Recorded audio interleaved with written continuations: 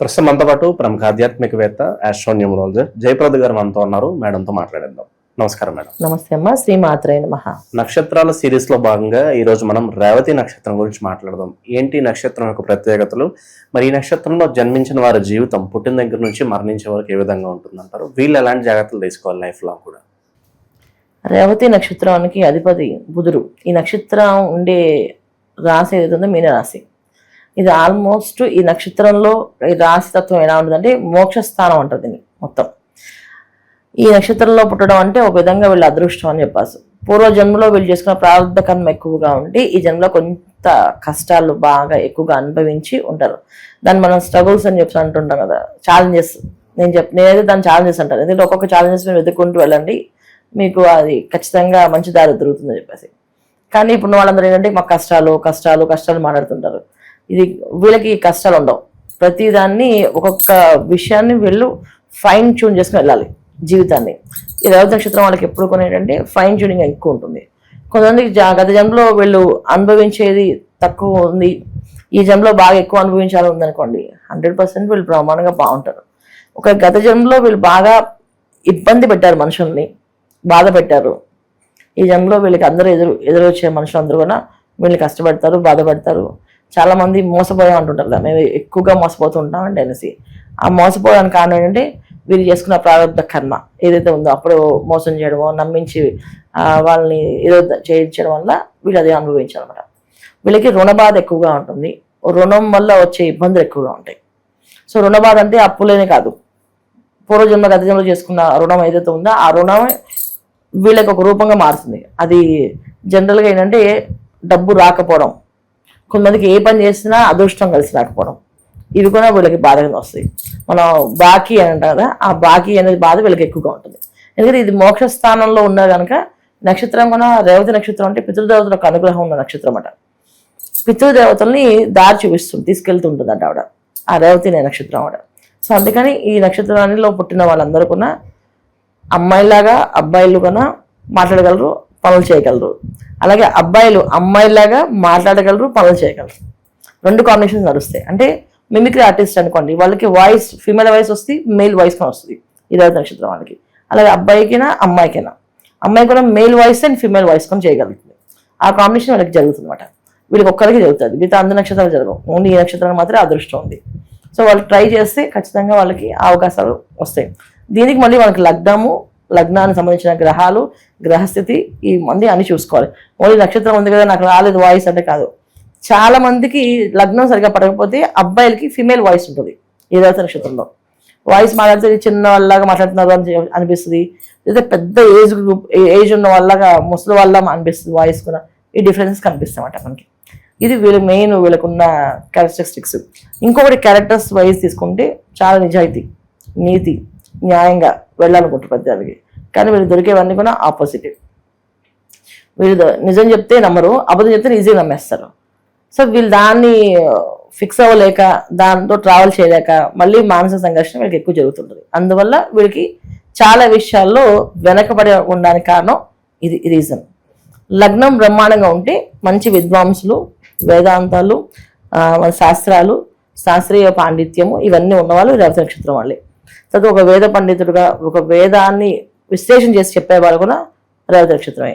తర్వాత ఒక సాఫ్ట్వేర్ కంపెనీని రన్ చేస్తున్నారు, ఆ కంపెనీలో ఏ ప్రాబ్లమ్స్ ఉన్నాయి అనేది ఎదుటి వాళ్ళకి ఒక టూల్లా తయారు చేసి దాన్ని రిలీజ్ చేస్తుంటారు చాలా మంది. ఒక కంపెనీ పెట్టాలంటే ఏమేమి చేయాలని చెప్పేసి వాళ్ళు పెట్టడమే కాకుండా దాన్ని కష్టం కాకుండా చెప్తారు. ఇది రేవతి నక్షత్రం.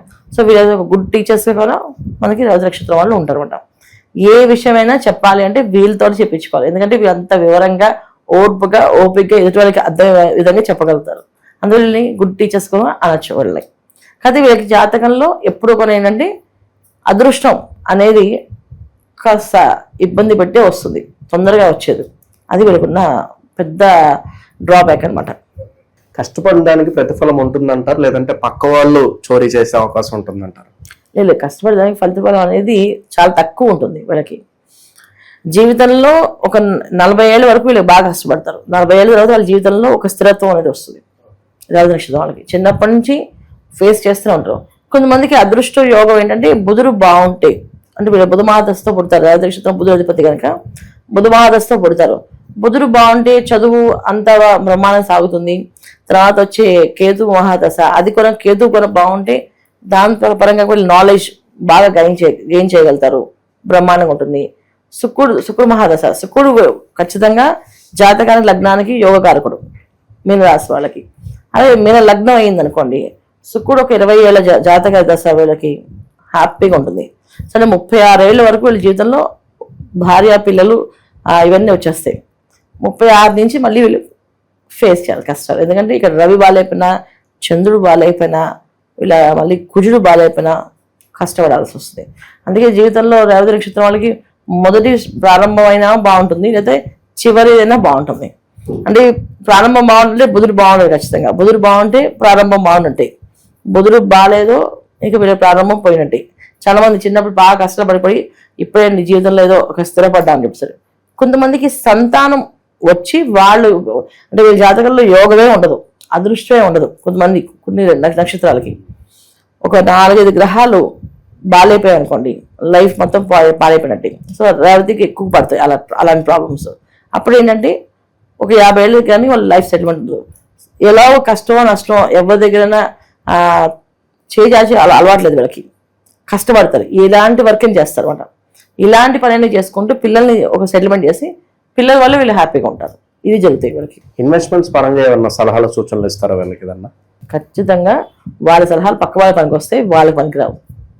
సో వీళ్ళు పాటించవలసింది ఏంటంటే నిరంతరము భగవంతుడి నామస్మరణ ఎక్కువ చేస్తే వీళ్ళకి సాయం చేసేది దేవుడే. వీళ్ళు మోసపోయినా, వీళ్ళు డబ్బులు పోగొట్టుకున్నా, ఏది బాధపడినా కానీ వీళ్ళు ఇల్లు గడవడం అనేది జరిగిపోతుంటుంది. ఆ టైంకి డబ్బులు వస్తాయి, ఆ టైంకి ఫీజులు పెడతారు, ఆ టైంకి పిల్లల్ని దారిలో పెట్టేస్తారు. వివాహం అంటే 4-5 ఫ్రెండ్స్తో మాట్లాడి ఆ వివాహం చేస్తారు, అన్నీ వస్తాయి. అంటే ఎవరు చేస్తారు? ఇదంతా భగవంతుడు చేస్తారు. వీళ్ళు తెలుసుకోవాల్సిన విషయం ఏంటంటే భగవంతుడు ఒక నామస్మరణ ఎక్కువగా చేయడము, దేవుడి చుట్టూ ప్రదక్షిణాలు ఎక్కువగా చేయడం ఉండడం వల్ల వీళ్ళకి లైఫ్ కలిసి వస్తుంది. వీళ్ళు ఎక్కువ ఆంజనేయ స్వామిని, హనుమంతుడిని ఆరాధన ఎక్కువ చేయడం వల్ల జీవితంలో ఎటువంటి ఇబ్బందులు వచ్చినా సరే బయటపడుతుంటారు. వీళ్ళకి వివాహ యోగం కావచ్చు, లేదంటే ఏదన్నా ప్రాపర్టీస్ కొనుక్కున్న యోగం సాధారణంగా ఏ దశలో ఉంటుంది, ఏ ఏజ్ కి ఉంటుంది అంటారు? ప్రాపర్టీస్ వీళ్ళకి 46 ఏళ్ళ తర్వాత నుంచి, ఒక 46 ఇయర్స్ నుంచి వైఫ్ వల్ల వీళ్ళకి చాలా వరకు లాభం కలిసి వస్తుంది. భార్య వల్ల వచ్చే అదృష్టం ఏంటంటే ఆవిడ ఆలోచన విధానం, అంటే సలహాలు అన్ని కూడా ఇచ్చే పక్క వాళ్ళ పనికి వస్తాయి కదా, ఆ సలహా ఆవిడకి ఇస్తే ఆవిడ పాటించడము చేయడం వల్ల పని జరుగుతుంది. భార్య వల్ల వీళ్ళకి బాగా అదృష్టం కలిసి వస్తుంది రేవతి నక్షత్రం వాళ్ళకి. ఇంకొకటి అంటే ప్రాపర్టీస్ అనేది మనం జనరల్గా జాతకంలో లగ్నం చూసి చెప్పాల్సిందే. వీళ్ళ చేతిలో మోక్షస్థానంలో ఉన్న నక్షత్రాలు ఏవైనా సరే, ఎప్పుడైనా సరే మనకి మోక్ష రాశిలో ఉన్నవి, వాళ్ళ చేతిలో ఏ నిధి ఉండదు. ఎందుకంటే వాళ్ళు అయిపోయి జనరల్గా ఏంటంటే మన బ్యాలెన్స్ షీట్ ఉండదు కదా, లాస్ట్ రాసేసి లెక్కలు ఇచ్చేసి అప్పు చెప్పేసి వెళ్ళిపోవాలి. అలా అప్పు చెప్పేసి వెళ్ళిపోయినప్పుడు మన దగ్గర ఏమి ఉంచారు, మళ్ళీ సంపాదించడం అనేది ఉండదు, అది వీళ్ళు జరుగుతుంటుంది. అందుకని వీళ్ళు ఏదైనా ప్రాపర్టీస్ అంటే పిల్లల పేరున కానీ భార్య పేరున కానీ అలా వస్తుంది తప్ప వాళ్ళ సొంతానికి ఏ ప్రాపర్టీ ఉండదు. అది మెయిన్ ప్రాబ్లం. వీళ్ళు లైఫ్ లాంగ్ చేసుకోవాల్సిన పరిహారాలు ఏంటి? లైఫ్ లాంగ్ చేయాల్సిన పరిహారం ఏంటంటే భార్యని చాలా ప్రేమగా చూసుకోవాలి. వీళ్ళకి ఉండే ఎమోషన్ వేరు, భార్యకు ఉండే ఎమోషన్ వేరు, ఇది రెండు ఆపోజిట్ ఉంటాయి. ఎప్పుడు కూడా సాఫ్ట్ ఉండదు. సో ఆ ఎమోషన్ తగ్గట్టుగా వీళ్ళు మారడము, వాళ్ళు అర్థం చేసుకోవడం, వాళ్ళతో పాటు ట్రావెల్ చేయడం. తర్వాత ప్రతి శనివారము, తర్వాత ఆదివారం ఖచ్చితంగా దేవాలయానికి వెళ్ళడం, దేవాలయంలో నవగ్రహ ప్రదక్షిణాలు చేయడం. ఇలా చేయడం వల్ల వీళ్ళ లైఫ్లో సెటిల్మెంట్ అనేది జరుగుతుంది తొందరగా. ఓవరాల్ గా ఈ నక్షత్రం వల్ల పూర్తి జాతకం ఏ విధంగా ఉంటుందో మంచి విశ్లేషణ అందించారు. ధన్యవాదాలు. నమస్తే. శ్రీమాత్రే నమః.